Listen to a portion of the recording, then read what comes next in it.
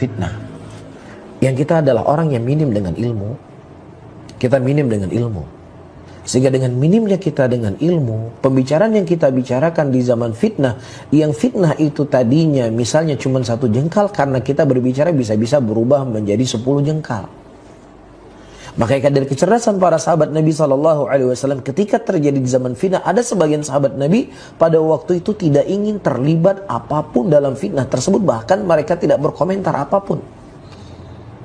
Ketika Ali bin Abi Thalib radhiyallahu taala anhu menjadi khalifah, ya, dan kemudian terjadi sedikit perselisihan dengan Aisyah radhiyallahu taala anha, ada sebagian sahabat Nabi SAW pada waktu itu tidak mau terlibat apapun.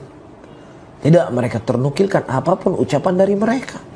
Karena mereka menyadari di tengah luasnya ilmu mereka, di tengah kuatnya idrok mereka terhadap sesuatu, ya, tetapi mereka tetap diam dan mereka tidak berbicara. Ini kecerdasannya mereka, ini kefakihan mereka.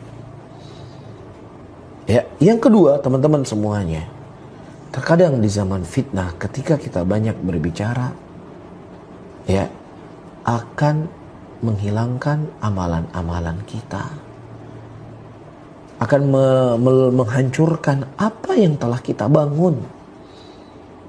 Ya, misalnya, ya, sesuatu yang telah dia korbankan dari hartanya, sesuatu yang telah dia korbankan dari tenaganya, sesuatu yang telah dia korbankan dari pikirannya, yang itu sudah tercatat di sisi Allah Subhanahu wa Ta'ala, yang akan dia petik ketika dia bertemu dengan Allah. Ya, akan membuat dia bahagia, akan membuat dia tersenang dengan amalan yang dia lakukan tadi, menyelamatkan dia dari nerakanya Allah.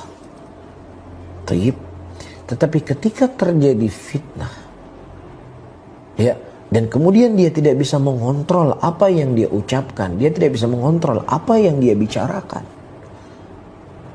maka disitulah setiap orang akan menyebutkan, ya, jasanya, akan menyebutkan apa yang telah dia lakukan, apa yang telah dia korbankan, apa yang telah dia berikan.